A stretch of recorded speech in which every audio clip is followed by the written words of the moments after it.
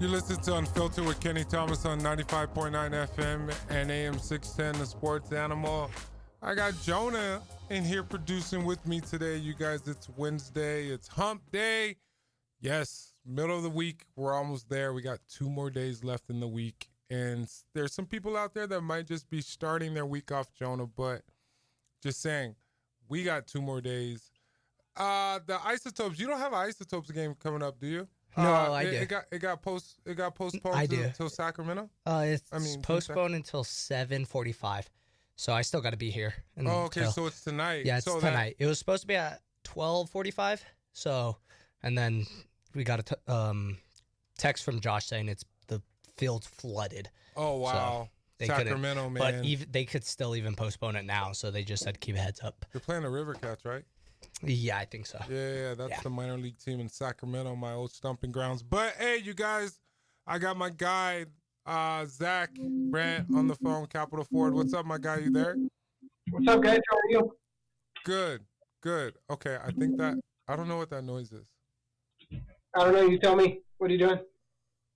I think we're good. I think it went away. What's going on, my guy? You doing all right? Yeah, man. How about you? Man, I'm good. Hey, how was the travels and everything? You got back okay, obviously, and then you had to go into the office, right? Yeah, everything was good, man. No complaints. What else is going on up north, man? Anything you wanna what is Capital Ford doing besides supporting the Pit Press with Ed Nunez and those guys and supporting Unfiltered, my show, bro? What else is going on? Oh man, we got a 5K that's coming up this weekend on Sunday that we're a part of for the Santa Fe Children's Museum. We're a big sponsor of that. Pretty excited about that. My daughter is going to do the rope drop. Oh, that's cool. That's cool, bro. Hey, Zach, this is your hour. Where do you want to start first, man? Because there's so many different areas. You tell me which game you want to kick off first on the show, bro, when it comes to the NBA. Or do you want to talk some football? Which game? We got to talk the NFL draft, and we got to talk the Cowboys not paying George Pickens. Whoa. Well, okay, so you tell me where you want to start. Go ahead. Let's start with the Cowboys making another stupid decision by not signing him to a long-term deal. He's a Cowboys fan, you guys, just to let you know. He's hating on his team, but he's still in love with the Cowboys. I didn't know that. Yeah, Stephen Jones announced this afternoon that they're not going to sign him to a long-term deal, and they expect him to play on the tag. So that tag is what, 28, 30 million for 1 year? 26.5, I think. That's 1 year, right? But that's not the point. The point is he's going to end up bailing or he's going to hold out, and it's just stupid. Do you think it's Jerry that's the big problem? Yeah, he does this stuff all the time. I mean, they did it to Dak. They did it to Micah. It's dumb. I don't understand it, to be honest with you. Is it because he's asking for too much money? I mean, it's the I same. don't even think it's about that, because if he was mid-level, probably top 7 or 8, he would sign. Well, if that's the case, how come the Pittsburgh Steelers didn't sign him? You know what I mean? Well, that's because he was trouble in Pittsburgh, but he's cleaned up his act in Dallas. A little different. It's unbelievable. The fact that Dallas took a chance, and here we are right now. And then you have CeeDee Lamb right there. Why not just what was he looking at? About 3 years? About, 30, 35 million a year, something like that? Yeah, you probably could have got him for 3 years, $90 million. See, and your boy Jerry Jones did not want to lock into that, obviously. It's the years, right? Is that what it comes down to your owner? Interesting dude. They have to even come to the table. There was no negotiations. You can't put a non-exclusive tag and tell the guy that you're going to talk and then never talk to him. Yeah, that's crazy, man. So, I mean, that's kind of what he's known for to a certain extent. I mean, you never know what you're going to get with Jerry, right? It's the same thing. Lose another guy. And then it's like you're not, yeah. And then what are you leaving out there for your quarterback? That's the part that I don't get, Prescott. And then what you got in the backfield, right? Like, I just see why not sign that dude to at least a 2-3 year contract. Well, so we did do that. We took care of Javonte Williams. We signed him to a 3-year deal. So I like that. That works. But come on, we give Aubrey the largest kicker extension in league history. I have a $7 million kicker, but we also can't sign the guy that's going to score all the points. I get Aubrey kicks. I get he has the most points on the team, but come on, man, really? Go ahead, bro. You gonna say something, Jonah?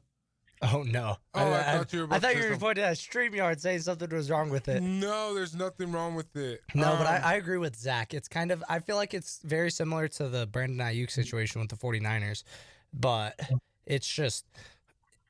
That's it's a kind great of, analysis. yeah. I would agree with you 100%. Yeah, it's kind of hard. Like nowadays, the reason and I heard this from like a whole bunch of people that worked with Tom Brady. The reason why Tom Brady has 7 Super Bowls because he has a little bit of a pay cut so they could get players and get more depth so he could win. So are you? So basically, you're saying I feel like some as people, as far as the other guys, CeeDee Lamb and some of those CD other guys deserves to give money. some more money back. Yeah, but I just feel like this most of the game that we're looking at just cares about money more. I get it, but you're getting paid a lot of money compared to other, like I guess maybe like on a rookie deal. This was crazy when I saw this, and Zach, I want to see if you saw this too. If Sonny Styles, Zach's seen everything. If Sonny me. Styles goes 5th overall to the Giants, he will become the 4th highest paid linebacker in the league as a rookie. That's crazy to me. It is, but you know, you brought up a very good point. You know, I grew up with a guy that played with Tom Brady. His name is Alan Brandt. He's from Albuquerque, New Mexico, and that's one of the things that Alan will say till the day he dies. Brady took less money because he wanted Super Bowls. You think Dak took less money because he wanted a Super Bowl? No, he sure as heck didn't. He wanted to be the number 1 quarterback. That's not how you win football games. Take a look at Cincinnati. The day that Joe Burrow signed the extension was the day Zach Taylor lost that team. Yeah. You had P. Ryan go to Kansas City, and you lost 3 of the guys on defense. You have to win on that rookie contract because as soon as you pay that guy, it's over. Look at Kenneth Walker. He's now at the Kansas City Chiefs because the Seahawks didn't want to pay him, even though he was the Super Bowl MVP. Older. I know. Because he's older, right? Or, No. I mean, why? Because they didn't want to pay him. They didn't have enough money. Right. He's not older. He's 26, 27. I thought he was older. No, he's not older. He just got drafted. Maybe like because 2, they were 3 years talking ago. about with Kenneth being all banged up and everything as far as injuries. Maybe that's what I don't wasn't even think it's banged that. I think the teams get themselves in trouble where they kick the can down the road too much, right? So we make a stupid signing, and then we restructure the contract 5 times. We kick that salary down the road, and we end up cutting the player, and it's 7 years later, and we're still paying for him. Then if you talk about Pickens, you think Jerry Jones could always use the excuse that he's a head case, he's not trustworthy. But how can you say that when CeeDee Lamb missed half the season? George Pickens was way more productive than CeeDee Lamb was last year. Well said. That's fair. I mean, CeeDee Lamb was injured a lot this year, so, hey, yeah, that's a whole different component. Hey, you got the highest paid kicker in the league now. Guaranteed not to miss kicks. He started missing all his field goals at the end of last season, so I'm a little worried about that guy, to be honest with you. Kenny, as a professional player, why does that happen when like players sign big contracts out of nowhere? They like kind of fall off. Disappear. Yeah. It's sad because that's a great question because guys get paid and they just kind of disappear. And it's not about being productive anymore. When you think about the NBA, it's guaranteed contracts, right? And then when you think about the NFL, like you're playing year to year, but your signing bonuses are guaranteed. So I don't know, Zach. It's one of those things. I would love to get your thoughts on this, but I just feel like some guys just give away because they're just trying to get a bag, and then you got other guys like myself that's trying to get the bag on top of trying to be an all-star too as well. But Zach, what's your thoughts? It's tough because let's talk about this for a second because you bring up another valid point. So in the NFL, the average player plays 4 to 5 years. So you're constantly chasing that second contract, right? Because your rookie deal can be up to 5 years with the player option being picked up. So therefore, if you're a 4th-round pick like Dak was, you're not going to make any money until that second contract. And then that second contract has to get you through, right? So that's part of it. But when you get to be 5 years in the NFL, whether you're running back or quarterback or you're a wide receiver and you're taking those hits, you're never going to be that same guy you were year 2 years ago. Yeah, it's more brutal. Yeah. That's why those guys are trying to get their money up front. I mean, it only makes sense. But, yo, Zach, I know you want to talk about the NFL draft when we get back. We can talk about that a little bit. I know my guy Jonah wants to talk some NFL football too as well. Thank you guys for tuning in to Unfiltered on 95.9 FM and AM 610 The Sports Animal. I got Jonah here producing with me, you guys, today, and I got my guy Zach Brandt on the phone, you guys. We'll bring him in as well. And I have my guy, my teammate Clayton Sheilds, that's coming into the show right now We have a full house. for Bro Time with Clayton Sheilds. What's going on, Clayton? Hey, man, it's bro time. Hey, it's bro time again, man. Can't wait. Been waiting all week. Hey, I've been waiting for this conversation. So, Clayton, you can hear my guy Zach, right? Zach, you there? Yeah, I'm here. Clayton, you can hear Zach, right? Yep, I can. So, Clayton, man, Zach is an unbelievable supporter. Let me tell you something, man. Back when we did those team camps at Johnson Gym, like, Zach used to, like, always want to be on my team. He didn't want to be on your team, just to let you know. But when he tells me... What? Yeah, Clayton. When he tells me that story, it's pretty cool, man, because next thing you know, over the last several years, we've had the chance to blossom our relationship now, and he's one of my biggest supporters. And just the fact that the Brandt family has supported me through all these different things that I have going on, from the show to the golf tournament and everything else. So, Clayton, I just wanted you to meet Zach because I've been waiting for this conversation right here because he's a big Lobo guy, bro. Awesome. Hey, I'm glad to meet you. Even though you picked Kenny's team over mine, I'm not going to hold that grudge. We good, Zach. I'm glad you're a part of it. You got a good partnership with Kenny. Kenny's a great guy to do this with. So, yeah, I'm loving it. Man, how are you going to bus drive me like that? Hey, I had to rub it in Clayton's face because he got that. You can't see him right now, Zach, but he got his 22 UNM jersey on right now on StreamYard. So he popping his collar. But, Zach, one time he wore a UNLV jersey, man. Zach, a UNLV jersey? Yeah, he tripping. Zach, I wore a Larry Johnson jersey. So? I was a big Larry Johnson fan. Kenny won't let me have that. He won't let me just say I was a Larry Johnson fan. That's the only reason why it's a UNLV jersey. Unbelievable. Larry Johnson. Let him have it, Zach. Come on, man. Come on, forgive somebody. Zach, let him have it, man. Oh, that's too funny. I mean, I'm just pumped to talk to another Lobo legend. You know, growing up, I got to watch you guys, and to me, you guys will always be the best team that UNM ever had. I got to experience it. You're a season ticket holder since 1965. I went to every one of your home games. It's awesome to talk to you, man. Hey, likewise, Zach. I certainly appreciate it. I'm really enjoying just being able to still be relatable in Albuquerque and be on the show with Kenny and speak to guys like you and other fans. It's just really, really good. I've just enjoyed every moment of it. Yo, if you guys are listening, you got a question for us, you can call 505-246-0610 or you can text me 505-246-0610. So, Zach, my guy, you wanted to talk about the draft. Obviously, it's coming up here tomorrow. The Raiders got the first pick. Obviously, they're taking Fernando Mendoza. And then you got the Jets. I feel like it's a toss, man, because I feel like some of these teams are going to try and trade up. But you got Jeremiah Love, that's a running back Notre Dame, man, to where they're talking about him even moving up to number 3, possibly to go to Arizona, who got the third pick. But what's your thoughts, man, on the draft coming up? I'm just sitting here wondering how Jerry Jones is going to screw it up with the number 12 and number 20 pick. But I want to see Fernando go to Las Vegas, and I want to see him have some success. For a guy that was a 3-star recruit to go in and win a national title and turn a team around at Indiana. That's what I'm most excited about, is to see what he does and how he performs in the NFL. And then to see how Jerry ruins our draft and takes, an offensive lineman with the number 12 pick and then decides to take, a long snapper with number 20. Yo, Clayton, we got your Tennessee Titans that are at the 4th pick, bro. Hey, it's a big day for you guys because you need a little bit of everything because you guys are hurting. What's up, man? What you see you need for your Titans this year? That's a hard question. It's kind of a toss-up. We need everything. I mean, we need the best player that we can get at that pick. I don't care what position they play. Whoever's the best player that we can get, that's where we need to go because, we're in a bad space right now. Yo, so Zach, hey, I got something for you, man. With the Jets, I feel with the second pick, they need a little bit of everything. What do you see them taking? I see them taking a quarterback. What's your thoughts there, bro?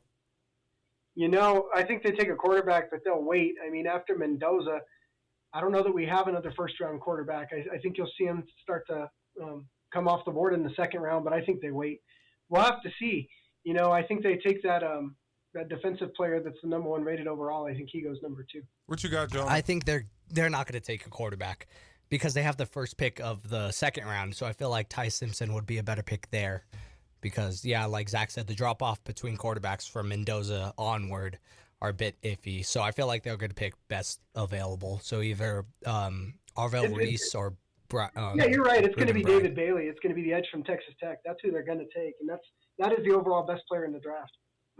Yeah, because they got Reeves right now, possibly going. ESPN got him going to the Jets, but yeah, outside of Bailey, that's what they're saying right now. Who's supposed to go? But Clayton, what's your thoughts, man? Yeah, I mean, offensively, obviously Jeremiah Love's on the board, and so do they take a running back? I don't know. I mean, the Jets are kind of still they're kind of in no man's land as well. Ty Simpson, they need a quarterback. They need a running back. So I don't know if they're going to go offensive defense, given that it's Aaron, Jets coach. I can't have a brain lock, but he may go defense. And in that case, you have let me see, David Bailey, obviously, but also Sonny Styles and Arvell Reese from Ohio State that are high draft value. So it just depends on where they want to go. If they want to start offensive, defensively. Yeah. So hey, Zach, you got the Giants that got the 5th pick. You got Harbaugh over there. I feel like they got some pieces on the offensive side. Just got rid of Dexter Lawrence. Obviously, that just went over to the Cincinnati Bengals. I think Cincinnati's crazy for giving up that 10th pick, but that's just me. But I feel like the Giants need something on the offensive side. But Zach, you would be the defensive side, but you would be the guy to know, my guy. What you got? So it's going to be a toss-up. Jordan Tyson will be there, the wide receiver from Arizona State. I think that's who they go with, but I would not be shocked if they didn't take Caleb Downs here. Jonah, you got something, bro? I thought I saw you. No, I totally agree. I feel like Caleb Downs is a better pick, though. Even though I just feel like he's. I know the Arizona State wide receivers they're projecting him to be better than Jamar Chase coming out of college, so that shows how good he is. But I still think Caleb Downs is a better pick right now. Yeah, and I agree with you, especially after they moved Thibodeau. I think they would be foolish not to take Downs at number 5. Yo, hey, speaking of quarterbacks, Zach, since I have you on the phone, man, let's jump to the Pittsburgh Steelers real quick with Aaron Rodgers, and they got that young fellow over there. I can't think of his name. Will Howard. That hasn't played. Obviously, they're waiting on him. You got McCarthy there. What's your thoughts there? You feel like they should move on and just give the young fella a chance, or do they got to come back and look at Aaron Rodgers trying to get $30 million?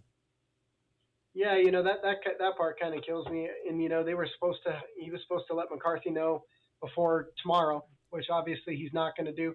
I think you've got Will Howard there. Mason Rudolph is back there. You've got a guy that can transition in the event that Rodgers doesn't come. And I don't think you necessarily need to take a quarterback in this draft. I'd see what you have in Will Howard. And then again, I mean, after Fernando, you got Ty Simpson in the 2nd round, but I don't see anybody that, in my opinion, could be that guy right away. So I think you wait. Clayton, what's your thoughts on that situation? I still think the history is going to play a role in that decision with McCartney and Rodgers, the whole reteaming of them having the Super Bowl. I mean, if you play the lottery and you win with some lottery numbers, you're probably going to play those same numbers again at some point. And I think Pittsburgh is in that situation right now. Should Aaron Rodgers decide what he wants to do? I think just the historical fact that they won a Super Bowl together is going to, kind of push them to go ahead and try to see if they can do it again. That's just my guess. I think it's just all just based on the emotional part of it. Yo, Zach, my guy, I know you're a Dallas Cowboys fan, but what you think about Will Anderson, the best team in Texas? Will signing for 3 years, $150 million, bro. I know you don't want to hear that, I think he's worth every penny, man, and it's about time a guy like that got paid like a quarterback. Okay, we got both edges covered there on the defensive side. Just saying that, middle linebacker spot in that secondary is unbelievable. We just need CJ to show up. But I was just going to say that. You just need CJ to come out and play some football. As long as he does that, you'll be all right. If not, it'll be like having Dak Prescott. What? Don't, Zach, don't go that far. Don't go that. I don't want to see that. Go ahead, Clay. The thing, defense They say defense wins championships. You remember, I think it was the 2000, I can't remember, the Baltimore Ravens. Okay. Trenton Dilfer was their quarterback, and he sucked. The defense essentially Joe won Flacco. the Super Bowl. So Houston may have that type of defense. I think Strauss should be a little bit better than Trent Dilfer was. So, I mean, if you look at that, Houston has a chance. Zach, I know you got something to add to that, bro. Oh, I agree. I agree with them 100%. Oh, that's it? That's it? Yep. Okay. Yep, I'm with you. Here's Jonah throwing out Joe Flacco. Okay. Yeah, Joe Flacco was very mid during that Super Bowl. Yeah. CJ, Well, man. he was the defense won that Super Bowl. You're absolutely right. It was Ray Lewis and Terrell Suggs and those boys that won that Super Bowl, not Joe. Hey, them boys are good. Yeah, hey. that was the one before Joe's. Yeah. Joe was a little bit better than Trent Dilfer. Trent Dilfer was probably the worst quarterback ever. Yeah, I'm like trying to look it up right now. That's so true. That's And unbelievable. they were like 9-7 that year too, weren't they? Yeah, they were. It said I looked up worst quarterback to win a Super Bowl. It said Trent Dilfer. Wow. Yep. Wow. That's awesome. Unbelievable. Oh, my gosh. Hey, when we come back from this break, you guys, I want to talk some Sixers and some Celtics, and then obviously I gotta talk about the Lakers and the Rockets. That's mine and Clayton's team. We sad right now. Yeah. We'll be right back. Thanks for listening to Unfiltered with Kenny Thomas on 95.9 FM and AM 610 Sports Animal. You're listening to Unfiltered with Kenny Thomas on 95.9 FM and AM 610 The Sports Animal. I got Jonah in here producing with me today, you guys, and I got my guy Zach Brandt on the phone, the owner of Capital Ford Santa Fe, been in the family for 60 years. And I got my teammate Clayton Sheilds on the phone. It's bro time with Clayton Sheilds. So, hey, let's kick this off. Jonah came to me at the break, you guys, before we get into the Sixers and Celtics. Jonah, you want to share? Go ahead, bud. Yeah, I'll go. Okay, so it's Game 7 of the finals. I want both of your guys' answers, and so All three of us. Yeah, all three of you guys. It's Game 7, and it's your last time out. And who is drawing your guys' plays between these coaches? Phil Jackson, Greg Popovich, Eric Spagnuolo, Steve Kerr. Eric Spoelstra. Yeah, Eric Spoelstra, Yeah. Steve Kerr. Who's the other one that I got? Pat Riley or Doc Rivers. Doc Rivers. Clayton or Zach, whichever one of you guys want to go Phil. first. You got Phil Phil. Jackson. Phil Jackson. You both pick Phil? Oh yeah. Phil. Why? Oh, yeah. Why Phil? No Clayton? question. Why Phil? No question. Okay. I don't know. I might go Popovich. Tim Duncan. I don't know, man. Old school. Yeah. Well, Go ahead, Clayton. Why Phil Phil? has won. I don't know about game sevens, but Phil has won so many of those type of games, and he named off great coaches. Some of them are more great than others, but Phil was just a genius. He was like, his ability to put something in play that will work, consistently do that. How many championships does Phil have? Yeah. I think that's yeah. like 11 or something like that. Yeah, something like that. He's got a boatload of championships as a coach. You don't get there by just being average. He's way above average, and I think his genius. He's gonna put something that's gonna work. Phil Jackson's gonna do that every time. Yo, Zach, what's your thoughts, bro? I agree 100%. Anybody who can get the most out of Kobe Bryant, Michael Jordan, and continue to win championships, that's the coach for me. I agree with Phil. That's the first person that's at the front of that's the first face I see. And then I saw Popovich after, so it kind of questioned it a little bit. But I'm not trying to put Popovich in the same category as Phil, but being able to be around the Spurs for like my last 5-6 years in the NBA, getting ready before the season down there, I just saw a different Popovich. I never had the chance to be around Phil, but hey, you guys made some great statements from standpoint of the way that Phil had his teams moving and that triangle offense, which is kind of like the Princeton offense to me, it's just amazing. But yeah, I wanted to get you guys' thoughts. Jonah brought that to the table, you guys. But Clayton, I want to drop this to you. That my guy Zach, he's an unbelievable collector of cards and jerseys and all of that. He texts me, he's like, does Clayton know that I have his card in a case in his dealership in the service department to where he collects cards of like people that he respects and that did something in this community that impact this community, and you impacted the community in multiple ways. So I just wanted to throw that out there to you. We got to get you to sign it when you come for the golf. Oh no, tournament. it's signed. It's his press pass autograph. I've got it out there. Okay. To me, anybody who's worth a dollar has done something that's memorable in the state of New Mexico goes in there. So I've got you in there, I've got Kenny in there, and I've got Charles Smith, and I've got Lamont Long in there. But yeah, it was yours was so tough to track down. I was so pumped when I finally got it. It was one of the last ones I needed. That's awesome. That's awesome. I appreciate it. You know, I actually have a couple of those cards too. I mean, they didn't go for a whole lot of money. Don't expect to get a lot of money for it, but but just to collect and have it. Because it's so hard to find. Yes, that's so cool. Very hard to find. Yo, Clayton. Yo, so Robert, we got to go to break real quick. Thanks for holding on, Robert. I will get you as soon as we come back from this. Oh, Robert just hung up. He said, I'm not waiting. Or maybe he's going to call back after the break. You guys, after the break, I still want to talk Sixers and Celtics and Rockets and Lakers, you guys. We'll be right back. We'll jump into it. Thanks for listening to Unfiltered with Kenny Thomas on 95.9 FM and AM 610 The Sports Animal. You're listening to Unfiltered with Kenny Thomas on 95.9 FM and AM 610 The Sports Animal. I got Jonah in here with me producing today. And I got my guy, Zach Brandt, the owner of Capital Ford Santa Fe. Hey, if you want unbelievable service, you got to go check out my guys in Santa Fe, Capital Ford. Before I bring you in, Clayton, let me go to this caller real quick. I got Robert. You're in the Sports Animal. Kenny Thomas, what's up? Yeah, after watching Wembanyama take that fall last night, I'm beginning to think he's too big for the game of basketball. I never thought I'd hear myself saying that somebody's too big, but he doesn't seem to be in the flow of the game. He seems kind of awkward at times. Yeah. He's got a 21 size shoe, so it's going to be easy for him to be getting tangled up like he did last night. I'm predicting that his longevity in the NBA will not last very long. I think he was hurt last year, and now he's hurt again. I do think he's the best big man to ever play the game. He looks a little odd and out of place, but I just hate to see him get hurt like that. But that's my prediction. You all have a great day. Thanks, Robert. I appreciate you calling in as always. Let's bring in Clayton for Bro Time with Clayton Sheilds.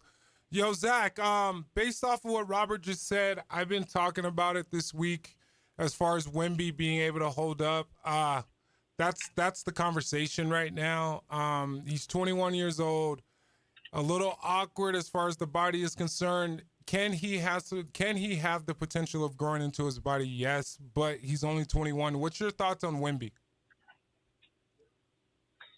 Man, at 21 years old, he's got a long way to go. I mean, we've already seen how working with Hakeem and Jamal Crawford has changed his game. I do think he'll have no problem coming into his own, but he's just so big.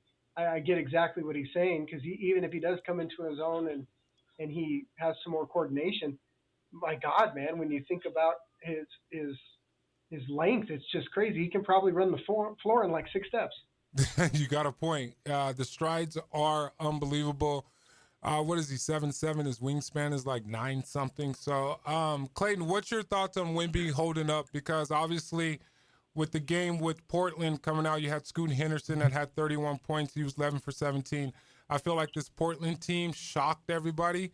But when Wemby went out, I feel like they had some energy. Wemby only had 5 points in 12 minutes. He has to be that guy to play. It's a different Spurs team. What's your thoughts on the Spurs and Wemby, bro? Well, he's a star of the Spurs team. And so, when you lose somebody like Wemby trying to adjust and find out a way to keep that rhythm, it's hard to do. And Portland, got hot at the same time. So it was hard to keep Portland from actually coming out and winning that game.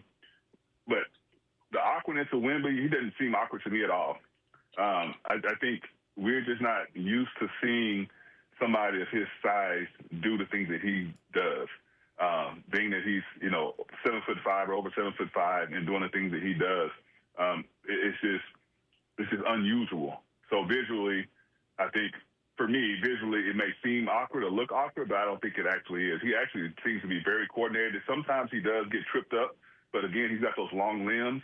But you think about when KD came into the league, KD, it was the same thing. He came into the league. He was a long, skinny guy who had guard skills. And it looked the same way initially with him until I think we got used to seeing KD and understanding that that's what KD was going to do. But Wemby, I know we didn't see him much because he came from France. We obviously saw KD at least in college for a year. And so for me, I think he'll be fine. That fall he took, he face planted. That could happen to anybody. And, it seemed to knock him out there briefly. But, they're going to have to find a way to deal without him there until he can get back, which I think will be pretty quick. Yo, Zach, how do you feel about this Trailblazers team? I feel like they got some pieces that can actually go. You think they got a chance with or without Wemby, obviously? I think they have a better chance with Wemby being out. He's just such a massive presence on the inside that unless Portland's going to hit a bunch of jumpers and three-point shots, I don't see how you win that game on the inside.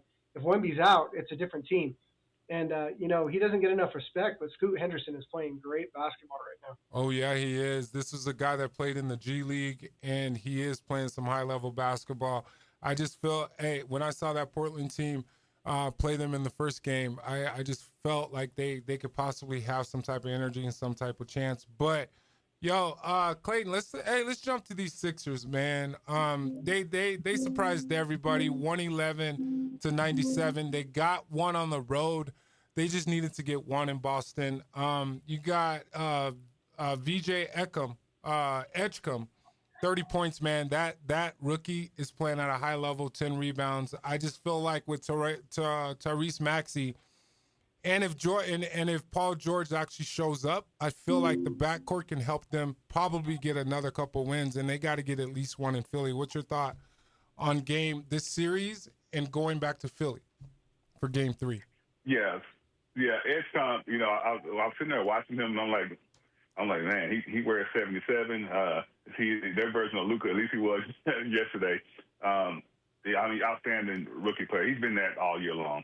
And so, obviously, for me, I think one of the hardest things to do in the playoffs is to win back-to-back games, especially when the team wins that first game. It always seems to me that they're happy with that win, and the other team's going to come back the next night and is going to be more hungry. And so Philadelphia played like a more hungry team last night, and, they were dominant. Maxey and Edgecombe were just dominant last night. So I think, going back to Philly, again, it's going to be where the momentum is. And, again, I always attribute that to coaching. The coaches have to get the players ready, regardless of this, it's a home game or a road game, however they approach the game, they have to have them ready to play. And so this is going to be a battle now. The Celtics, obviously, are the favorites, but this is going to be a battle now. They're in a position now where they have to win. Zach, you think Philly could go back home and shoot another 48% against Boston, and Boston shot 39% at home? I could see Boston shooting way better with Brown and Tatum. I don't see them shooting 39% again. No, and it just depends because you know how it is, especially when the series drags on. Maybe not in the next game, but if it goes all 7, you're going to see it in 6 and 7. They're going to be tired. But there's a reason why VJ is in the conversation for Rookie of the Year with Kahn and Cooper. The dude is a player. When he plays, they play well, man. It'll be interesting to see. I think it could go either way. I do think that the Celtics probably win it in 6, though. So Zach, they got to keep Paul George in the fold. And you guys talk about Edgecombe and you talk about Maxey, right? Obviously, those are the guys that are the future. But if Paul George doesn't get going early, I feel like he's the X factor that can help them get over the hump. What's your thoughts there? Yeah, I think you're right. And, he needs to play and he needs to play well. But, it's been a long time since Paul George has really played well. So let's see what happens. It's unbelievable because everybody's like, is Joel Embiid going to return? I don't really care if he does because I feel like they're a better team without him. What's your thoughts on that, Clayton? I just feel like they're a more up and down and a more faster-paced team to where they don't have to slow up for the big fella. That's just how it is. I agree. They are because Maxey and Edgecombe, PG, those guys push the ball. Maxey from end to end, he's got to be one of the fastest players in the league. I mean, that kid really can push the ball and really play at a quick pace. Joel Embiid tends to hold the ball. It goes to him. He tends to be stuck. One thing about Joel Embiid, though, is he's always outside of the box, and that's just one of the things I think for them with Philadelphia. If they're going to push the ball and play high tempo, then Joel Embiid will be no help to him. Yo, so me and Clayton after this break, we're gonna chop it up. But I want to ask Zach, the Lakers, man, 101 beat the me and Clayton's Rockets 94. The Rockets could not get one on the road in LA. Can LeBron sustain this at 42? It just feels like the energy that I saw from him, he's just playing at a high level. Zach, what's your thoughts there with the Lakers and the Rockets? Of course he can. He missed half the season. He's just getting his legs back. Good point. When it comes to crunch time, he seems to perform well. KD being hurt and coming back, we all know he's not going to be the same. If they try to force KD too much, I think the Lakers take this series. If they let the team play around KD, then it might be a different story. We'll have to see. Yeah, I totally agree that KD's not going to be able to go one-on-one anymore because they're running guys. The closest guy to him, they're running at him, man. So, Clayton, we'll talk about that game when we get back from this break. But Zach, my guy, man, thank you so much for coming on, bro. Finding the time. Thank you, I know Zach. you're Always busy. appreciate it. Zach, All right, Zach. thank you so much, my guy. I'll talk to you soon, bro. Talk to you guys soon. Thanks. My guy, man. Zach Brandt, Capital Ford, been in the family for 60 years. One of my biggest supporters and a good friend. We'll be right back. Thanks for listening to Unfiltered with Kenny Thomas on 95.9 FM and AM 610 The Sports Animal. You're listening to Unfiltered with Kenny Thomas on 95.9 FM and AM 610 The Sports Animal. I got Jonah in here with me today producing you guys, and Eric Strauss is getting ready to come in here in a second. But let's bring in Clayton Sheilds. It's bro time with Clayton Sheilds. What's up, my guy? Again for another hour. Clayton, we didn't get a chance to chop it up in the beginning. What's going on, bro? Anything? What's new in Dallas? What's up? Man, same old things. Nothing, nothing new in Dallas. Nothing exciting to bring to you guys. Just nothing. I'm sure it's something exciting in Dallas, but I'm not involved. I haven't been told about it. Well, I got something exciting for the audience just to let you guys know. September 12th is a Saturday, and my golf tournament's going to be going down at Sandia Casino. You guys, Clayton Sheilds is coming to the golf tournament. There are Royce Only, David Gibson. There'll be some KOB4, Channel 4 people there. I got Eric Strauss, who just came in here, is going to be there. Yeah. I got Coach Ray Birmingham and some other people that's going to be there in September, you guys, as well. So I will be promoting that. My guy C will be coming in from Dallas. But what's going on, Eric? My guy, he's getting situated, you guys. While Eric is getting situated, I'm going to drop this real quick. So this Saturday, UNM and New Mexico United are hosting a football fan festival combining the Lobo football spring game and a New Mexico United match home game. Event features an equipment sale, a post-game Louis Lane tailgate autograph session, and a lowrider show, bridging UNM athletics and New Mexico United communities at University Stadium, Isotopes Park. It kicks off at 9 a.m., you guys, and it goes to 12. The equipment sell, and then 1 o'clock the spring game at University Stadium, and then at 7 p.m. the New Mexico United is kicking off. They're gonna beat AV Alta FC. I don't even know who that is, but you notice I said they're gonna beat them. I should be at the festivities. I'm trying to figure out which one I'm going to be going to. But Eric, man, what's going on, bro? Not much, man. I watched that Lakers game last night. My family's I getting knew all you were pissed going to off come at in here me. and talk about the Lakers. Yeah, right my away. family gets all, like, my wife, I'm like, babe, I'm doing, like, research for the show. Like, and they get all frustrated because she doesn't like basketball. Look at mine and Clayton's face right now. Yeah, we're a little depressed right now. Yeah. But, vintage LeBron had 28 points, 8 rebounds, and 7 assists. The I Lakers don't like go LeBron, up 2-0. and I have to give him flowers. Like, he played lights out last night. I mean, he looked old at times, but overall, he played most of the game, and KD looked old. No, They shut down KD, man. KD didn't look old. He looked old. He didn't look old. He didn't look old. See, what happened is, I'm going to break this down, Clayton, and I know you're going to back it up, right? So what happened is that they collapsed on the him. Lakers said, who's ever closest to KD, we're running at him, and he's not going to beat us. The rest of the team is going to beat us. Yep. KD was picking the defense apart, and the other 4 guys were not executing. Şengün, where was he? Did not show up. Game 1, 6 for 19. Where was this guy at? Like, think about Amen Thompson. He's not a point guard, but we can't make excuses. Yeah. Just because Fred VanVleet is out, there's no excuses to where they're going to have to figure out, Clayton, and I'm coming to you been first. A huge disappointment, by the way. But he can't Go ahead, shoot. Clayton. He can't shoot. Amen. He can't shoot. He hasn't been doing... Because he can't shoot. He can't shoot jump shots, man. He's not that guy. So, Clayton, man, hey, let's speak on our Rockets real quick. Go ahead, man. I'm excited and I'm mad, too. Yeah. Well, they have no shooters. I mean, Reed Shepherd's probably the best shooter. He played scared. Off the He bench. looked scared.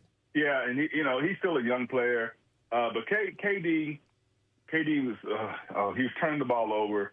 They were one of the toughest defenders in the league.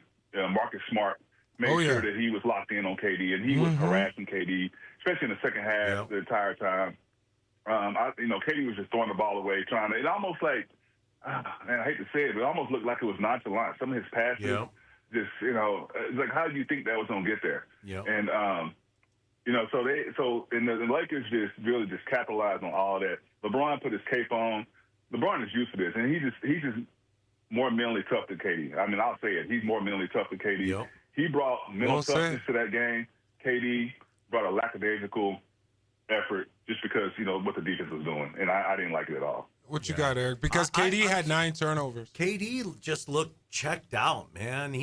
They clamped down on him, and he didn't look like he had any fight in him. And that's not normal, KD. Look, I want to make this perfectly clear. I'm a huge Kevin Durant fan. I still think he's one of the top 5 players in the league. So I'm not hating. I'm just going based on what I watched last night. That was hard to watch. That's fair. And here's the problem. I'm an old Lakers fan, and I found myself rooting for the Rockets. What the hell is wrong with me? Because you're supposed to. I don't know. I'm just like, I think you and Bro Time have gotten your Jedi mind tricking me or something. I literally was rooting for the Rockets. I don't know what the hell's wrong with me. And the thing about it is, you guys, they're talking about Austin Reeves coming back already before this series is possibly over. Like, the Lakers still got a chance to make some noise with LeBron at 41 years old. I think he's 42. He's playing the way like that he is. 20-year-old, man. I don't know what happened is, but this man probably put about $2 million in his body. Yeah. Over the last couple weeks or something. But Zach was on earlier, Eric, and Zach made a good point. Yeah. He missed like the majority of the season. Yeah, you're right. And now it's paying off for him. He looks thick. He looks in shape. He's still got spring in his step. His defense looked palatable. There wasn't much lacking for LeBron's game. A couple times I was like backing down. He looked old. He looked, old LeBron. But overall, man, what a game for LeBron. And I don't like the guy, but Clayton, with him being out, like, he should have that type of energy, right? To a certain extent at the age of 41? Yeah. 42, whatever he is. And I'm not going to even really just say because he was out. Yes, they gave him a chance for his body to. But LeBron, like you said, he takes care of his body. LeBron has done that his entire career. And I just think that he's got so much experience. This is his 19th playoff. He's got so much experience in the playoffs. He knows how to manage himself and how to approach these games, and he just does it like he's always done it. And and it showed when he blew by KD and did the reverse dunk. KD obviously is not playing any defense. Yeah, that got in KD's head, by the way. Yeah, KD didn't look the same after that. Yeah, by the way, in the third quarter, right? Yeah, I think it seemed. I'm not gonna lie, KD did look defeated. Yeah, he did. He did look defeated. It's like, I like KD. See, and the thing about it is, you guys think about old school, right? What happened to the double pin downs, having him come off a screen, like curling, tight little Jimmy right there? Like, why is it, okay, we're going to throw the ball to KD, he's going to go one-on-one. Like, you can't do that. Like, why not put KD in a pick and roll with Şengün, right? I don't think that there was any type of action like that. Dude. Every time KD touched the ball, they clamped down on him, and the coach never called a timeout, never made adjustments. I was like, what the hell is this guy doing? Yeah. That was a horrible coaching job. Yeah. Shaq says coaches don't matter, but that was a horrible coaching job. I'm sorry. It was. It was a horrible coaching job. Horrible. So KD having the ball out, past Top of the 3-point line, key, yeah. and two guys are chasing it, and he's just looking for somebody to be open, and he's just throwing the ball. I mean, he wasn't even in a position to shoot the ball. I mean, he's just holding it, not even to make any move or possibly shoot or drive it. He's just kind of holding it, looking, and he throws it away. Yeah. And they only lost terrible. And Clayton, they still only lost by what, 5 points? Yeah. No, they won by what was it? 7. 7. Yeah. 7 points. Yeah, 7. And yeah. they played as bad as you could possibly play. See, this is where that old school basketball comes in, Clayton, and I know you can relate to this. Like, what happened to the other 4 guys moving while the other guy has the ball, right? What happened to, if KD's stretching the defense with 2 guys coming at him, you should have a guy, you should have one of your guys running to KD to bail him out, and then that person should be the one that's attacking the defense. And then it's process of elimination. It's 3 against 2 after that fact, right? I don't understand. But Dude, call a timeout. I think Şengün tried it, but he wasn't consistent. And that's just one of those things, they're used to watching KD when he gets the ball. When teams have star players, and guys get used to the star player getting the ball, and they get used to sitting there watching. And they just watch him, and everybody just like watching what KD's going to do. Well, he's double teamed, and he's not ready to do anything. So they didn't figure it out. See, Marcus Smart is that guy. That's why everybody talked about Marcus Smart being old and then bringing him in. But the way that he played defense on KD, and he still had like 25 points. I thought it was huge, man. The shooting was huge. Yeah, Smart. totally. Hey, we'll be right back, you guys. We're going to talk some more football. And I want to talk about some NFL draft with my guy, Eric Strauss, even though we talked about it in the first segment. We'll be right back. Thanks for listening to Unfiltered with Kenny Thomas on 95.9 FM and AM 610 The Sports Animal. There's a texter here. They said Dallas is dead like the Cowboys. That's fair. What does that mean, though? I don't know. Like the Cowboys Dallas suck. Mavericks or Dallas the city or Dallas is dead like the Cowboys. Dallas is dead like the Cowboys. I guess the Cowboys are dead. It's a weird way to say that, right? Yeah, right. Dallas is dead like the Cowboys. Like, interesting. Clayton, what do you think about that? Let's bring in Clayton for bro time. Yeah, well, there he is. Bro time. What's up, bro? I think it's a slight at the city. Yeah. And they said Dallas. I think they're talking about the city, but that's the way I read it. Wow. Okay. Yeah. I don't think Dallas is a bad city. I don't think it is either.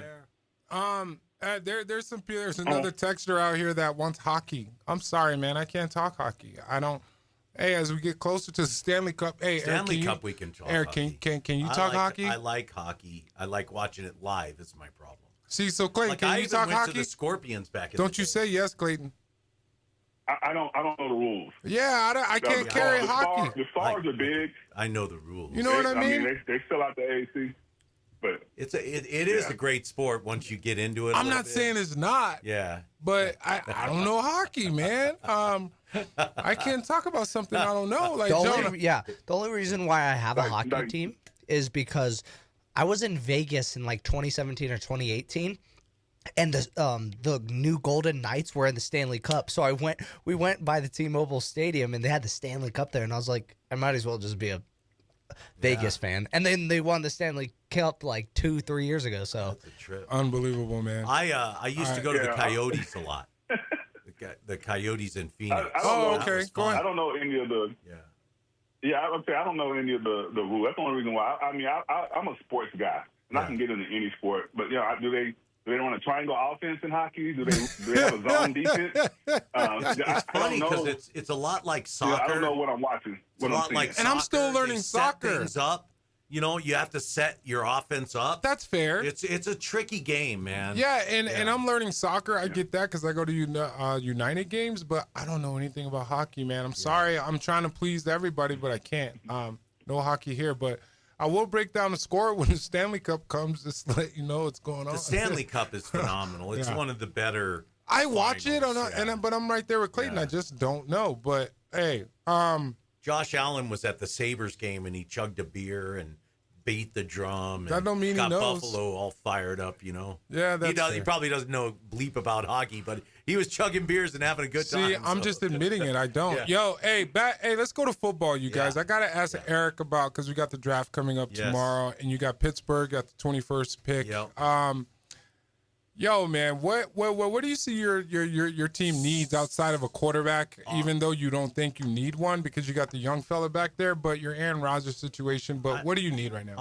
What I'm hoping they don't do is reach for a quarterback in the first round because we already got burned by Kenny Pickett. Enough. If it's not a blue chipper, this guy's a for sure 100% can't fail. Fernandez or whatever. I'm out. Yo, so but there's my thing is you got to go for the best available offensive lineman at that pick. There ain't that many blue chippers in this draft, bro. No. There's only like 2 to 5 so in there. I'm saying go for the best offensive lineman you can get, in my opinion. What you got, Clayton? I see you shaking your head. Yeah. Yeah. Yeah, no, absolutely. Because that's one of the things that you need as a team to protect the quarterback. Yep. So, yeah, I'm actually agreeing with Eric. Yeah, does that happen much? He said I'm actually agreeing. Hey, we agree. But Jonah, you want to jump in here? That's funny. I actually agree. And then Eric's all, Go ahead, Eric. Go ahead, my guy. Because I called you out on your UNLV shirt. Yeah, Clayton. Yeah, there you go. He better represent New Mexico 22.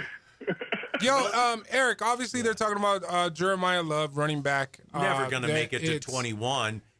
He's going to go. I think they're saying he's going to go 3. Yeah, Phoenix is going to take him at 3. Yeah. Okay. If you're Phoenix, I don't see how you pass on that guy. Yeah. I think he's going to be the next big coming at that running back position. I think he's solid. I would take him at 3. I wouldn't be upset at that at all. I talked to my longtime Cardinals fan buddy, and he's solid with that. So, Eric, I got one more for you before we move on. The Jets got the second pick, bro. They need everything. They need everything. What's your thoughts there? So here's the problem with that. Will Aaron Glenn survive another year? That's the big question. Are they going to fire him mid-season? Are they going to move on from him? What a disappointment he's been off the top. And number 2 is I think for the Jets, you don't want to reach for anything. Like, don't reach. Just take the best available at 2. Don't overthink it. Do your projected number 2 and stay in your lane so you stay out of the headlines. I don't know. What are you guys' thoughts on that? Eric, Jonah, I know Jonah. Go ahead, Clayton. I know Jonah got some on that too. Go ahead, C. Yeah, so no, and that's where I think Jeremiah Love might actually go to the Jets. But you think they might reach for Love? About him having an opportunity. You know, he came in. You know, as a new coach or as a hired coach. Coaches always complain, or one of the things they always say when they come in is they want to build their team. They got to have players that that kind of fit their scheme and what they want to do. So, you know, after the first season, you're going to have players on the contract. You may have players that you're trying to move, trying to trade, or do whatever with, because those players don't fit your particular scheme. They may have fit Robert Saleh's scheme or whoever else. But this year now is kind of the chance for Aaron Glenn to prove himself as a coach. I mean, he was a great defensive coordinator for Detroit, and he actually built that defense up to what they are. But this is a chance for him now to get his own people that will fit what he wants to do offensively and defensively. And, you know, we'll see what happens. Yo, they got Jeremiah. Hey, they got your Tennessee Titans taking Jeremiah Love, bro, running back. What pick? They're fourth pick, Clayton's Tennessee Titans. I don't think he falls to 4. I think Phoenix takes him at 3. Well, they're talking about taking Bailey with the Jets at 2. The edge, it's edge rusher. It's amazing to me. Didn't they get rid of? That doesn't. They got rid of the young fella that ended up getting hurt. That was there. That was the edge. Can't think. See, this is why I need you guys for football. But hey, Clayton, hold on, man. I'm gonna go to Robert real quick. Robert, you're on the Sports Animal with Kenny Thomas. What's up? Well, it's gonna go Mendoza, Bailey, Love. Yeah. Exactly that order. I don't disagree with that. And the Steelers are going to figure out what they're going to do at quarterback because, they got Aaron Rodgers. You should have seen Eric's face. They haven't signed Aaron Rodgers yet, by the way. Nothing I've heard. They haven't, but, hey, at least we're going to trade out of the first round, which is probably the best thing in the world. Who's your squad, bro? Who's your squad? We're going to move on out of the first round, and we'll be in good shape. Who's your squad? Robert, who's your team? Can you hear us? Robert, can you hear us? Oh, yeah. Yeah, I hear you. Who's your squad, bro? Seattle. You guys know that. Seattle. Hey, you can't expect us to remember your team, man. Yeah. Oh, We come got our on. own teams. Well, you probably would if it was the Dallas Cowboys, which, they stink. Texans, bro. I'm a Texans fan. Yeah. Well, I know you're a Texans fan, but Clayton's a Cowboy fan, I'm sure. No, Clayton's he's a Titans Tennessee fan. He's a Titans, man. Titans fan. He just lives and works in Dallas. Clayton, I don't know how he became a Titans fan. But Because of the Oilers, bro. Oilers, that's yeah, right. He Glenn just Campbell. stuck with him. I don't know why. Earl Campbell. He tripping. Robert, you got Hey, anything you know else? what? That's a teamer, though, man. That's like somebody loving the Oklahoma City after they left Seattle. Yeah, that's fair. And You look, and look at what's about to happen. They about to go back to Seattle. Yeah. Yeah. Exactly. They're going to have a team. Yep. Unbelievable. That's cool. I think that should happen, Yeah, oh, by yeah. the way. And I know I wear my Sonics shirt again. I do it all the time now. And crappy KD's gonna go back to the Sonics. I think Jonah said that weeks ago. He probably will. I'd put money on that. Hey. KD back to the Sonics? Yeah. No. Yeah. What do you mean? I don't see no? why not. What do you mean? Okay, once we come back from break, I really want to hear this from Eric. Why? Yeah, I do too. So I'll hang up and I'll listen. Why would KD go Thanks, back Rod. to Yeah, that's Later, guys. that's Jonah. Later, Thanks, bro. later. That's Jonah, man, for you. Clayton, we're about to go to break. We'll bring you right back. Jonah wants to talk about KD possibly going to Seattle in couple years? I don't know. He's 37. I don't see 2 it years. happening. But, hey, we'll be right back. Thanks for listening to Unfiltered with Kenny Thomas on 95.9 FM and AM 610 The Sports Animal. You're listening to Unfiltered with Kenny Thomas on 95.9 FM and AM 610 The Sports Animal.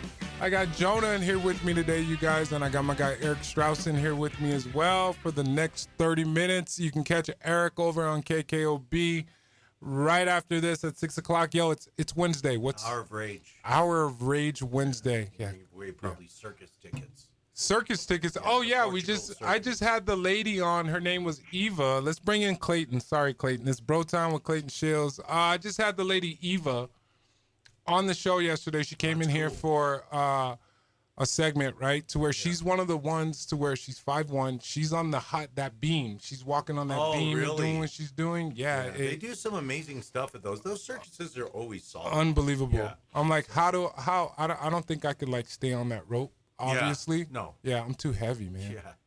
Yeah. She looked like she was like a size of she was itty bitty. That's like what I said about Wimby. When he hit the deck, I've fallen off a ladder like 8 feet. It hurts. I don't do ladders. Yeah, I do. And I do a lot of construction. Clayton, I fell off a ladder like I would say 10 to 12 feet up. Wow. Yeah, I thought I killed myself. Unbelievable. My wife came running in and I couldn't feel my lower body. Wow. Like it knocked me out. But think about that Wimby falling from 7 feet up, right? His head's 7 feet in the air. Yeah. And he's coming down on a hardwood floor. Concussion.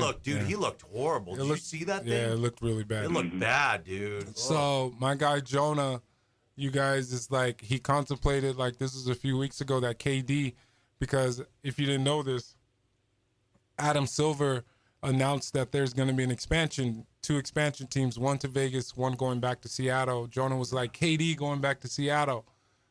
Jonah, make your statement first, bro, before we let Eric make his rebuttal. So his Houston contract ends in 2 years, and He'll be 39. Yeah, he'll be 39, which is pretty old. Yeah. And we've seen his body basically deteriorate these past couple games, even. And so the Seattle Supersonics, they go back into Seattle in 2 years. So it's perfect when the contract's done. And he's been very vocal about no matter what, if there's a Seattle team, he's going to be on that team. So it's just serendipity at that point, and he's just going to sign and then retire there since he got drafted by the Seattle. This is a man, Supersonics. Eric said, actually has the opportunity to go from team to team. He's already gone to 2 teams, right? With the Warriors and all of that. So it's like when I thought about that, I'm like, it could possibly happen and have him as the face of the franchise. So we feel like there's still loyalty for the Seattle Supersonics because they drafted him? That's You where should Jonah see went. That he's been so vocal about any questions they've asked about the Seattle Supersonics, even like the past 5 years, he's been very vocal that they need a team and that no matter what, he will go back. What's your thoughts, Clayton? Interesting. Yeah, I think agree. it is, too. They drafted. He's probably the best player they've ever had. So, yeah, I don't doubt that he'll go back. It'll be one of those things where he just goes back to retire as a Supersonic, and that's pretty much going to be it. Because obviously he's not going to be able to contribute much, if anything, by the time they get there. But the thing about Oklahoma City, but Oklahoma City just kind of, who wants to go there? Play in Oklahoma City. You got a point. OKC's kind of Seattle's beautiful, by the way. I love Seattle. Yeah, City-wise, rainy. It's gorgeous. And they have other teams. They have football. They have baseball. Oklahoma City just has basketball.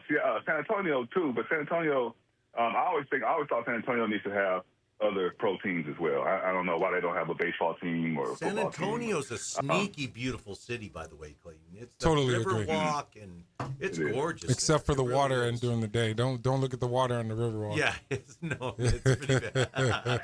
Outside of that, it's pretty legit. Hey, you guys, the Magic and the Pacers have kicked off for Game 2. Which is on right now. But, hey, did you guys expect Orlando to come out and beat them 112-101 and shot 48%? Nobody thought that based off of the play-in games as far as, like, where Orlando was. But you got to keep in mind it comes down to matchups. And I feel like this Pistons team with Cade Cunningham, to a certain extent, getting back in the swing of games, even though he was back for, like, 4 games before the playoffs, I just feel like they don't have any guys that can score. They have some dogs that can, they have some dogs that can play. But what's your thoughts on that series right now, Clayton? Well, Detroit's, they're in a pickle because once you allow a team to win a game, Orlando has nothing to lose. Detroit has everything to lose. They're the number 1 seed. So Orlando is going to play like that, and now they've won a game, so they're, feeling confident. They know they can beat them.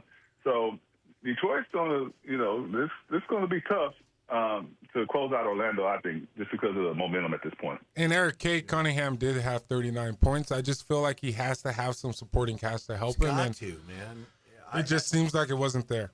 And the problem is, it's just like with a lot of these first-round games, it doesn't matter how much your superstar wins. If someone else doesn't step up, you ain't getting out of this round. And I think the Celtics are figuring that out pretty quickly.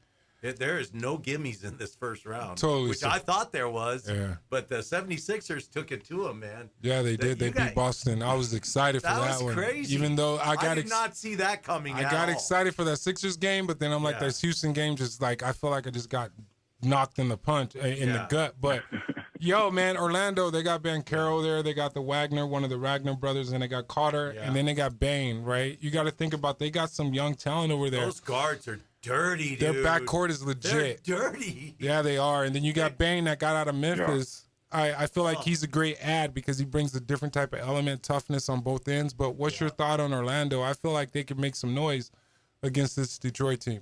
Yep. Clayton. Yeah, they got a tough squad. Yeah, they got a tough squad. I figured that, Banchero averaged over 22 a game, and Wagner and I think Bang averaged about 20 a game. So their starters, they had 3 20-point plus players in the starting lineup. So, I mean, to me, that means the team can get hot. They're hard to guard. I mean, right now it's a 1-point game, but Detroit is going to have their hands full with this squad. I mean, Bane is edgy. Bane has got a lot of experience. I like Bane, dude. He's edgy. I like that Bane kid. Yeah. He's edgy. Mm-hmm. I totally agree. Yeah. Totally agree. Yo, we got to take this one last quick break, you guys. But I want to talk about the Phoenix Suns taking on the Thunder. They play after this Orlando-Detroit game. I want to talk about that because I don't know, man. The Suns got blasted 119-81. It was unbelievable. 35, yeah. Yeah, unbelievable. I didn't expect that. But we'll be right back. You're listening to Unfiltered with Kenny Thomas on 95.9 FM and AM 610, the Sports Animal. You're listening to Unfiltered with Kenny Thomas on 95.9 FM and AM 610, the Sports Animal. I got Jonah in here with me today, you guys producing, and I got my guy Eric Strauss in here. You can catch him over on KKOB at 6. And I got my guy Clayton Sheilds for Bro Time with Clayton Sheilds. Hey, you guys, before the break, I was talking about the Suns and the Thunder. Obviously, they got beat by 35-point win. SGA had 25 points. You could just tell that the Thunder took over that game. Tonight's game, the spread is Thunder's minus 17.5. You had Dylan Brooks that had 17 points last game, and the Thunder's favored minus 17.5. I see a sweep coming. Clayton, I'm gonna come to you first. What's your thoughts there? I see a sweep coming. I just do. Absolutely. Yeah. All right. So the Oklahoma City Thunder, their defense. Their pressure defense. So I was listening to Charles Barkley earlier, and he talked about this. Their pressure defense, by the time you cross half court, you've only got 12 seconds or 15 seconds left. I mean, before you even get into your offense, you've been pressured up the court. So now you have, your shot clock becomes another defender, and then they force you into tough shots. They force you into all kinds of stuff. They get a lot of steals. But that's just because they love to pressure the ball. And they did that with Phoenix, and they're going to keep doing that to whoever they face in these playoffs. Yeah, it's crazy because you get 24 seconds on the shot clock. Obviously, you got to get it over in 16. That takes a good amount off. And then you got to get into the offense. Juxtapose that with your Houston Rockets and LeBron just stepping by people and reverse dunking it at 44. It's like, where's the D? I don't I don't like your tone in your voice right now, the way you're talking to me, man. They were not playing. I was rooting for the Rockets, but I mean, look at that's defense. When you look at Oklahoma City, that's how you play defense. Well said. It's called champion. It's called, hey, we won a championship, and what are we trying to do? We were trying to win back-to-back championships, and SGA's trying to get back-to-back MVP. So it's going to be interesting to see how that unfolds. But, hey, Detroit's up 25-21 to Orlando in the second quarter just started, you guys. Jonah, before we went to break, man, hey, let's talk about this a little bit. Jonah, you want to Jonah jumped in here and said, I was looking up some stuff, and obviously since the collective bargaining agreement happened in 2011, there's been some rigid wage salaries preventing, for example, the massive deals for the past, right? But the way that rookies are getting paid right now, 4-year fixed salary deal based on mandatory wages. Top 10 picks are getting 20 to 30 million. And then when you think about it, Clayton, the overall pick, man, which is going to be Mendoza, 4 years, $54 million deal. Yep. What's your thoughts, right? It's unbelievable because you got all these veterans in the league and they trying to get to that point. It's unbelievable. I did not know that. I was like flabbergasted when Jonah brought that in here. What's your thoughts, bro? Yeah, that's a lot. That's a lot for someone who hadn't proven themselves. You're going based on, what they did in college, which is he won a national championship and he's a great quarterback. But sometimes, so did Tim Tebow. He won 2 national championships and was a great quarterback in college. So you don't know what's going to actually happen once they get to the league. I do feel like Fernando Mendoza will adjust well to the league, but you don't know for sure. So to give them that kind of money, and they haven't stepped foot on the field yet, is insane. And I don't know what his signing bonus is. I know NFL gives a signing bonuses, but he's getting a lot of money to have not even smelled the grass And yet. the thing about it is, Eric, he's probably not even going to start. Kirk Cousins is probably going to start. It feels like that's what they're going to do with this situation with the Raiders. Yep, and I'm with Clayton. It's like you've seen too many of these first round busts over the years. How many stick? Like 3, and then even then the journey is long, for these first rounders. And then if we think about it, it makes contract negotiations even worse with these veterans and too much holdouts now because they're going to think, oh, look at this rookie. He's making more than me. Yeah. I showed Eric and Kenny the stat, Clayton, and it said that if Sonny Styles gets picked 5th overall, he's going to be the 4th highest paid linebacker in the league coming off a rookie deal. And fifth overall Yeah, is fifth expected overall. to make over $30 million. So just imagine in how total these value. veterans now feel like, oh, a rookie's better than me. Yeah. It makes Yeah. it so much worse. Yeah. It's unbelievable. It's like, I'm how do you go to upset if I'm a work? veteran. It's like, how do you wake up and go to work? When I came in, you saw some of these guys making some unbelievable money, and it's like I'm in year 3, and I'm like still on my 800,000, and I'm like, that's before taxes, and I'm like, hey man, these guys are bums, and they making all this money. Yeah. But it's unbelievable. But It's obviously crazy. the way that the game is evolving when it comes to these price tags, man, is unbelievable. And what does a Myles Garrett look at that, you know, Yeah. and see these rookies getting paid like that, and he got paid, Mm-hmm. he got his bag, but that bag doesn't even look that big now. Yeah, somebody text that it's 4 Right. years with the 5th-year option. That's crazy. They get an option. How do you not pick that up and get that money? But that's just me. That's I wonder if it's player or crazy. team option. But yeah, I don't know, man. It's That is insane amount of money for like Clayton said, someone who hasn't even smelled the grass yet. Hey, That's crazy. obviously, you guys, obviously on Monday it was announced that Defensive Player of the Year was Victor Wembanyama for the Spurs. Yeah. Tuesday, Clutch Player of the Year was SGA. And Jonah, today, who was the sixth man? He's a Spur. Spurs, Kalen Johnson. Yeah. Oh, he won it? Yeah. Yep. It's like, who is that dude, right? Yeah. That's what Clayton said. Knowing Clayton, he probably knows something about him. Yeah. You got something on the young fella? No, he's sixth man of the year. Why do you he's, award? I know who he is. Yeah, he's a very good player for the Spurs. Why do you award a bench player? I know they're coming off No, the because bench. it's 6 men. Man, let me tell you something. There's this dude by the name of Jamal Crawford. Excuse me. There's this guy by the name of Jamal Crawford. He is the legendary sixth man of the year to me. During my era, Clayton, I don't know if you got somebody else that can stick right there close to the man, but we can take this back a little bit. But in Kurt 90s, Kurt Rambis. Remember back in the day? Clayton, I'm gonna let you handle that, Clayton. Go ahead, bro. Kurt Rambis. I'm gonna let you respond to that Kurt one. Rambis with the Lakers, obviously, yeah. Yeah. But no, Jamal Crawford is the guy that you think about. I know Lamar Odom won it too, but Jamal Crawford, obviously, throughout his career, has been that guy as a six man off the bench. Now, Jonah talked about the six man award. That's been in the NBA for forever. Yeah, it has. Right. The one you just mentioned before is the one I'm like Clutch Player of the Year? Making up. They're just making stuff up. They're gonna do I mean, assistant they just making up stuff now. trainer of the year. Trainer of the year. They're just making up crap. And get this, you right. guys. And get this, Right. you guys. They're doing one every day of the week, right? Like tomorrow, there's Sportsmanship Award, which comes out at noon, and then Friday we got MVP, which is what I want to talk to you guys real quick because we probably got like a minute and a half. Between Joker, SGA, and who's the third one? Wemby. SGA's to lose. Who you guys got, man? Eric, I'll start with you. You got SGA? Clayton, who you got, my guy? You know who I got? The guy that led the league in rebounds and led the league in assists as a center, and it was seventh in the league in scoring at 28 a game. And that's Joker. I mean, he averaged a triple double. A center led the league in assists. Yeah. Almost 11 assists a game, 13 rebounds, led the league in rebounds. I mean, to me, that's just you can't beat that. Hey, I'm not gonna lie, Jonah. I'm He gonna could let win you. it every year. We talked about that. I got Jokic. I got Jokic. Yeah. 4 out of the last 5 years. Why not? Might as well give him his fourth one.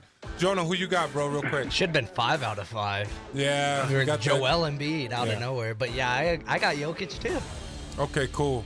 So I'm the Okay. only SGA guy. Hey, SGA's a nice counter, bro. Just saying. Just not averaging a triple-double. Thank you, Jonah. I appreciate you so much. Yeah, of course. Thank you, my guy, Eric. Catch him over on KKOB, you guys. Thank you, my guy, Clayton, for Bro Time with Clayton Sheilds, my guy, as always. Hey, put that 22 New Mexico jersey up there real quick. Flex it. Flex that jersey. Okay, we're going to get that on social. I'll make sure. Thank you guys for tuning in to Unfiltered with your boy KT today. I'll catch you guys tomorrow. Catch me on KOB4. Thank you guys for listening to Unfiltered on 95.9 FM and AM 610 Sports. All right.